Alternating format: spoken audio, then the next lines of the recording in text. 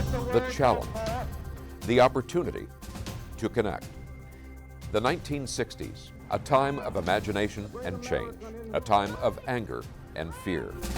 The 1960s, a program called Challenge. Good evening, ladies and gentlemen. Looked at our connections, our divisions, through the lens of faith. Nearly 60 years later, during these challenging times, we'll take a new look at our divisions, our connections, in a new program called Challenge 2.0. In last week's episode of Challenge 2.0, we spoke with a member of Washington Physicians for Social Responsibility about the growing health impact of air pollution. This week, we hear the group's recommendations for change. Part 2 of when air pollution won't let us say, ah. If you joined us last week, you heard a fascinating discussion on the health impacts of air pollution and other sources of environmental damage. Once again this week, we welcome Dr. Chris Covert-Bolds, who is both a family physician and a board member of Washington Physicians for Social Responsibility. Chris, thanks so much for joining us. Thank you. For people that didn't get an opportunity to watch last week, tell us a little bit about yourself, your practice of medicine, what drew you into it, and then what also drew you into some of these issues in terms of environmental injustice and environmental and health damage. Sure. I went into family medicine, went to University of Washington. I thought family medicine for me is the perfect balance of having ongoing relationships with people, helping them get through health crises, and then kind of getting on the other side, and also being able to do procedural things that kind of keep both the mind and the hands occupied, and keeps it interesting in a big variety. PSR, I thought, I got to do my part to try to make the world a better place, and so that's how I got involved with them. And you were seeing these impacts on a daily basis as you'd care for patients. Right. So asthma, allergies, saw a guy with lung blood clots caused by breathing in wildfire smoke, all sorts of things. And so seeing that, I said, when I realized that climate change, is the equivalent of about an atomic bomb going off every second of heating of the world. Wow. I said, it's the nuclear war that's already happening. PSR started to try to prevent nuclear war, but when I heard they got involved with climate action, I said, okay, I'm getting back involved to try to help prevent, the worsening of the climate and to pass on a healthy climate for our kids. And you've seen personal experiences just even within your own family, I think you said. Right, yeah. Our son, when he was very young, was struggling to breathe with an asthma attack, and we were just, sitting all day long in a museum we were visiting, giving him, nebulizer treatments to try to stay out of the ER, and we got him through it. But it's very, very scary when you or your child can't breathe. And, I'm sad that the polar bears are having a really rough time, and who knows what will happen to them. But to me, the more compelling face of climate change is the inner city, child struggling to breathe. That speaks to me even more so. So that's what I wanted to step up and do what I could about. I remember seeing a National Academy of Science paper that was put out, and it said the people that are generally responsible for most of the air pollution are not the people that are suffering the most, right. Whereas the people that are least responsible are suffering the most. What do you see? Maybe give us a little more background on that issue. Yeah, we call it the climate justice part, kind of face of the movement, to say that, the people who have least caused the climate mess are the ones most affected, both people of color and low-income people in this country, and even more so worldwide. The poorer countries in Africa, especially, that have the least amount of fossil fuel use, are the most affected by warming trends and deserts spreading and droughts and storms, and heat waves. So it's the perfect storm of the least responsible being the most affected. On the flip side, those who are the most responsible, especially in America, have the biggest responsibility to step up and take care of things. So how you get the data about who suffers and dies from climate change and other things, it's depends on how you ask the question, and some things are not so easy to see. So just recently in Washington State, a number of years ago, we fought to have, was tobacco use, did smoking or chewing tobacco contribute to this person's death? That was a big political fight to get that added to the state death certificate. And then once we had that, we're like, oh, look, now we can see what's happening. Similarly, just recently, Washington State added, was this person homeless in the past year? Really? That's now on the death certificate in Washington State. Guess what we're going to see? We're going to see things we never saw before. Imagine if, we could say, another aspect of that, did climate change or whatever, because very often, a person who dies from a heat wave, it's coded as the kind of the final thing, they had a heart attack or they had a stroke or they had kidney failure. But, we're supposed to say, with the background, underlying cause from that, and then someplace we can add in, but it takes taking that extra step. Oh, there was a heat wave. How often is a doc going to think, climate change was the underlying cause? Right. So it takes, a little more careful analysis to pick that up. But the more we look, the more we're seeing that. And so, like you say, 1 in 5 deaths in the world, due to the climate change and the air quality, it takes. But researchers have figured out how to do that. Similarly, with the storms getting worse, right. There's the attribution thing, and for Exactly. years, we can't say that this hurricane was caused by climate change. Well, smart scientists can say, it can be X, 5 times more likely or 20% more likely. Right. So yeah, we can attribute that. And we saw with the heat waves we had here, I think of last summer, last October we hit 88 degrees. We had, I think it was 13 90-degree plus days. And we saw deaths from the summer before when we hit 108 degrees, and we see a lot of migrant farm workers are being burdened with this. As a group, Washington Physicians for Social Responsibility, what have you seen with that aspect of the burden on people that are migrants and maybe fall beneath the radar? Yeah, so we're in touch with migrant farm workers up in Skagit, Whatcom County, and they're working outdoors in that heat and that smoke. And there's no indoor work, for farm workers. You can't just take your break and, work indoors or dial it in from home. Right. There's no commuting from home if you're a farm worker. So they have the direct impact. I mean, they're waking up at, super early, start work at 3 a.m. so they can, work before it gets too hot. But taking into account these communities that are most impacted from being outdoors, working outdoors, we have to really stand up in solidarity with these people. And they're standing up for themselves. And so Washington State finally has improved some workplace guidelines. For years they never included farm workers. Finally, we're saying now we have some better temperature guidelines for outdoor workers. And now I don't know the latest on the air quality ones, but that's certainly a hot topic as well. Yeah. And we touched on this a little bit last week, where it had long been said the biggest obstacle to getting useful action was denialism. And what's manifested today sometimes as greenwashing, where they'll put out very nice public relations statements, but in fact, the individuals or the corporate entities that are responsible really aren't addressing the issue. Michael Mann says that's still an issue, and Michael Mann, climate science fame, said that doomism is the biggest obstacle, the belief that we can't achieve anything. I know you talk to a lot of groups. What's your response on that? So absolutely, we can tackle climate change. That's the good news. I went to a talk a while back, and it said, a non-depressing talk about climate change. I said, that's what we need. That's what I need. That's what we all need. And it's absolutely doable. It's policy. We all need to do our part in our personal lives. That definitely helps. Driving less, eating less meat, I would say. But the policy levels on the bigger scale, to get governments and corporations to make the shifts. We know that people's attitudes about climate change dramatically shifted with the fossil fuel companies' ginormous, basically brainwashing propaganda effort over many, many years, hundreds of millions of dollars, and funding their own junk science and stuff. They bought the book from the tobacco companies. So we know that but right now, the climate impacts are so obvious that the denialism is really a pretty small part, but they would like us to move straight from denialism to, it's hopeless, so, and then if you make people lose hope, then they figure, why do anything? You just ride the Titanic on down, and play on the deck. So I say that it's not too late, especially young people, our kids, they're very aware of it. They're much more aware of it than older folks. And they're much more aware that they're going to be around longer than us older folks. Exactly. And so many of them have, don't have enough hope. So I say, we have to be a people of hope and a people of action. And so we're all called to do our part individually.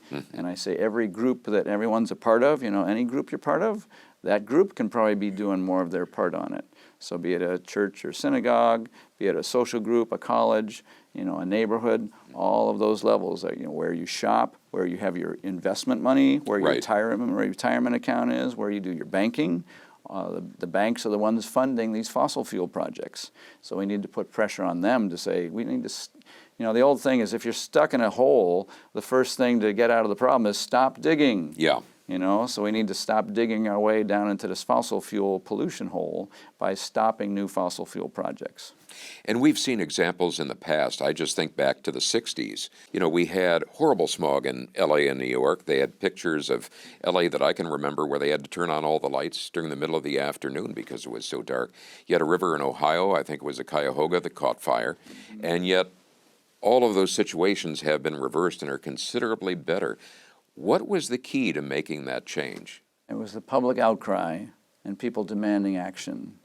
And that's what we need now. We need to say that it's important enough for me and my kids and grandkids that they have a world that's livable. What are you ready to put your heart and soul and energy into? I'd say that's a pretty good cause. And we saw a response also with regulation and the ability that, yes, we do have a bit of a responsibility to each other. The classic example is the greenhouse, the gases that they banned a number of years ago, the Freon and stuff like that was causing the hole in the ozone. These gases that were literally eating up our ozone, it was going to, fry us all with more, skin cancers. And they just made an international agreement to say, we can ban these refrigerants. We have other alternatives that work just as well. Yeah. And it was completely effective. And that hole in the ozone is gradually getting back to the way it is to protect us from these UV rays, and that was one of the best examples of international cooperation to make a huge difference. These international agreements on climate action, take enforcing and coming up with, and it takes countries like ours and other countries that are trying to slow them down to step out of the way. The old either lead, follow, or get out of the way. So it's all of us to get our leaders to say we need effective action and we can do it. In that vein, we've seen some changes in terms of programs in our own state. I think they're called greenhouse gas allowances, and I know you've been involved in that. WPSR has been. For those of us that are not as familiar with that, explain that program a little bit. Yeah, so we essentially have a cap and trade system. So companies that produce carbon dioxide emissions or any greenhouse gas emissions have to bid to get an allowance that gradually decreases over time, and it's an auction basically to essentially have the right to emit those. And it's an allowance based on the tons of CO2 released. And we thought, it'll bring in, a certain amount of money. We don't know because it's an auction. Yeah. Well, it's brought in a multiple of what they thought. So the current estimate I saw is over the next few years, like $1.7 billion. Wow. Just in the state, just from these polluters, basically getting a permit to pollute. And again, it gradually goes down, and it's an allowance, and it phases it out. And putting that money directly into helping schools to retrofit for earthquakes and helping people, deal with climate change and helping low-income communities that are the most impacted to, retrofit and not have to breathe this stuff. So, a good cause with good money, from a good cause and lowering the carbon emissions. It's perfect. Much opposition to that? I would say no, because what we saw is the fossil. They're like, well, they kind of whined and did their usual thing, but then they got used to it, and they're like, okay, we can just plan this in. All right, we have a policy. They're going to deal with it, and they're the richest companies in the world anyway, so they could do it without even passing on any cost to us at all. Pay their execs a few $100 million less, but they're right on board. They're doing it. Yeah. One of the other issues that I know your group has been involved in is the health impact of gas stoves. And I want to hear more about that, but I know your group also did a video. And so we'd like to just pause for a moment and just share with you a brief excerpt from that video.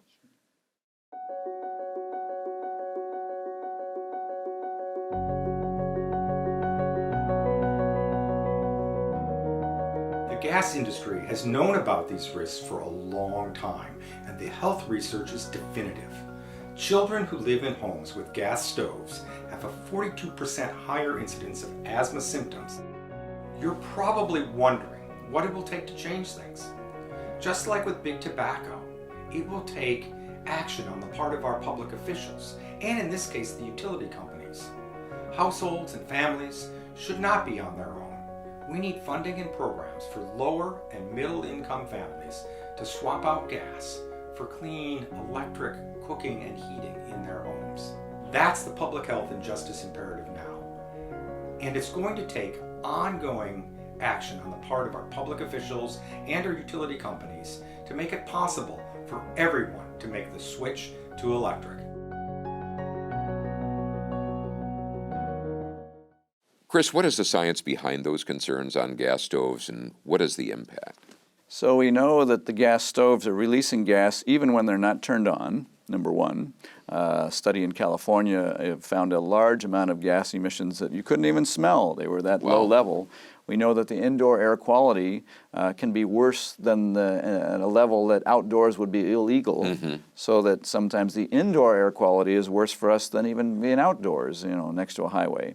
We know that some gas stoves don't even have any venting at all, or they have a fan that just is within the room and doesn't actually vent outside.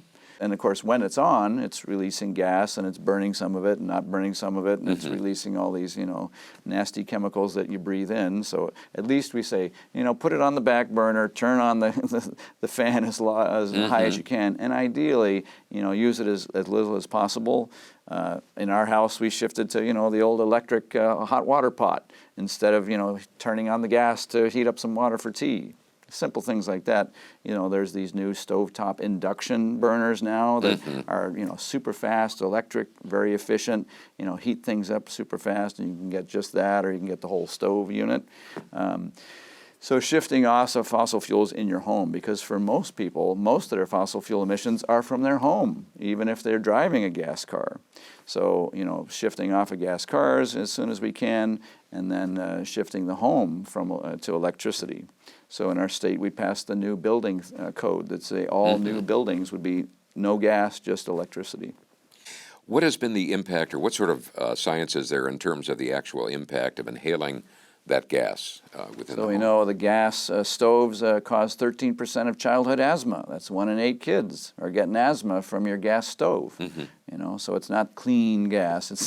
It's not natural gas. We call it fracked gas, and we call it fossil fuel gas. And you're burning it in your home. It's bad for your kids. It's bad for your older folks. We know 40% more asthma symptoms for kids in homes that have gas use. So, we're kind of literally poisoning ourselves. There's a big industry that's been telling us for years and years that this is, great for us, but we know it's bad for us. So we need to shift off that as quick as we can. We need to make policies and allowances to help lower income folks be able to afford to shift that over. New buildings, of course. So big changes, and we know it's going to be good for our health. When you see young people that have asthma, that have maybe contracted it from that exposure, what does that do to their quality of life? What does that do for their opportunities? So it has a huge impact. I heard of one neighborhood, an inner city neighborhood, where a girl was struggling with asthma, and she was like, all her friends were struggling with asthma. She thought everyone in the world had asthma because everyone she knew had it. And you're like, struggling to breathe, that's horrible. And, like the Lung Association says, when you can't breathe, nothing else matters. Yeah. And it's completely preventable. We treat it with inhalers and stuff after the fact, but, to prevent it is much, an ounce of prevention is worth a pound of cure. Right. So that's what we really should be into, is preventing all that suffering. What might be some other recommendations you suggest to people? So if you have a gas stove, look into you can just get a stovetop induction burner, which you can just buy just separately, 1 or 2, because how often are you using all 4 burners at once? Not that often. Right. So you can, for a very, affordable cost, under $50 to $100, I think you can get a single induction burner just by itself. You need to, usually I'm just using one burner. So you can just do that, and you're using very efficient electricity and not even using the gas. So the less you use it, the less you're breathing that stuff in. Ideally, over time, it's a bigger cost to, switch over completely. Right. But you can just, you don't have to get rid of the gas stuff. You can just use it less and less. Heat pumps, similarly, that's a big thing in our state now. Right. We've mandated heat pumps for new buildings, which work both to heat. Even on a cold day, they somehow pull heat out of a cold day outside. Below 30 degrees, you can still bring in heat out of the outdoors into your home. It seems magical. And on the hot days, you can cool the home. So they're both a heater and like an air conditioner, but much more efficient. So making those changes and building policies so that we're enabling lower income communities to be helped as well. And possibly some of that money from the greenhouse Exactly. program that you were talking about. Let the polluters pay for the transition. Yeah. It seems that there are two major obstacles that we face when we're dealing with changes like this, and one is cost, the ability, as we talked about, for people to afford it, but also resistance to regulation. As a board member of Washington Physicians for Social Responsibility, how do you orient yourself, and what strategies do you follow on that? For economics and cost and doing what we need to do, just recently we put in a new financial system in the state where the richest folks would pay, a tax percent based on, I forget exactly what it was. It was investments or investment income or something. And it's like, whoa, we're like, that's a huge untapped source. Of course, an income tax is the most fair tax system, and Washington State has one of the most unfair tax systems in the country. Right. So that the rich people are not paying their way. When we stepped up for the COVID pandemic, and we're like, with some policy and some resources, it's not just everyone scrambling for themselves. Everyone should be able to be protected and vaccinated and get tested for COVID. And then we said, yes, that's a priority because we're all, in it together. And I think that was a big step. People like, and we have a policy for something that's important that we all agree on, that's a big threat, that we can step up and do amazing things. And we said, it's going to cost some money. Well, we have the money to spend on it that we decide we do. So, when we're still subsidizing oil companies to, trillions of dollars. That's a big source. Why do they need subsidies? They're the richest companies in the world. So, I would say some justifiable shifts in priorities. I want to spend so much money on nuclear weapons that we hope to never use. There's a huge source of money that we could spend on more useful things. So there's the policy. I think it's getting people together and say, what's for the public good? What's the best good for the most people? What's a lens of justice and equality that, holds up the people who have the least ability, have suffered the most. Let's have some social justice in there. So that's what we stand up for. And, the companies who are making money on it, they say, we're in here to make the money on it, and, just because you're letting us do it this way. And it's your job to regulate us, we're going to fight against it because, that's what they do. It's our job to regulate that and to take into account the health of the public and the public good. So we each have to do our part. They're doing their part, we're doing our part. When we had, and I'm not sure which branch of the medical community came out in terms of gun violence and saying this is a health issue, and of course there are some that still dispute that. The response, I think, from the National Rifle Association was, doc, stay in your lane. And a lot of docs said, this is our lane. Is this the same? And what would you say to those that say this is not really a legitimate issue for you to take on as a health professional? So as a health professional, I'm in it for help people with their health. And, responsible gun owners support responsible gun policies. I would, who needs a semi-automatic weapon? For hunting? You're going to take out Bambi with a semi-automatic? Make him into hamburger? No, that's called a rifle. You don't need to kill Bambi with 20 shots in 5 seconds. So those semi-automatic weapons are made for killing large amounts of people.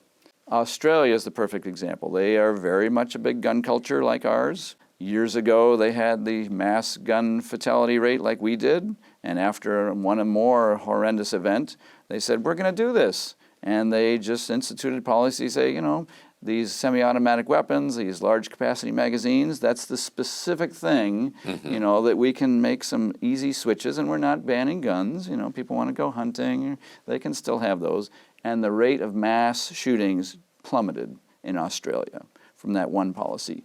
Do they still have mental health problems there like we do? Of course. Do people still get depressed? Yes. Do still people get suicidal? Yes. It still happens. But the mass shootings have plummeted. So we could easily do that. We had a ban on assault weapons here for a number of years, but they made it this weird, you know, policy that would end on its own if it didn't get continued. Right. But so we need to get that policy back in place. And just as the medical community made a point that this is a legitimate concern of yours, you're seeing the same thing in terms of air pollution and climate. Absolutely. So in PSR, and we say, you know, we need to tackle with policy the things that we cannot solve, you know, by ourselves, individual, face-to-face. You know, there's an old analogy. So you're going along a river and you see these people, you know, half drowned floating down the river, and you pull them out and you save them. And then you go upriver and you're like, what's going on? And you find there's this bridge with a big hole in the middle. They keep falling in. You got to fix the bridge. You got to fix the policy. You know, it's not just individual one at a time. It's, you know, what's the problem that's leading to the mess? And then you have a policy solution. So you pull people out and you fix the bridge. So that's what we try to do. Chris, I thank you so much for taking time out of what I know is a very busy schedule as a doctor, and also for the work that you do on behalf, not only as a medical professional, but also putting that into action within Physicians for Social Responsibility. So thank you so much for joining us. Thanks to be here. Yep. And thank you so much for joining us on this edition of Challenge 2.0. We hope you'll tune in again next week.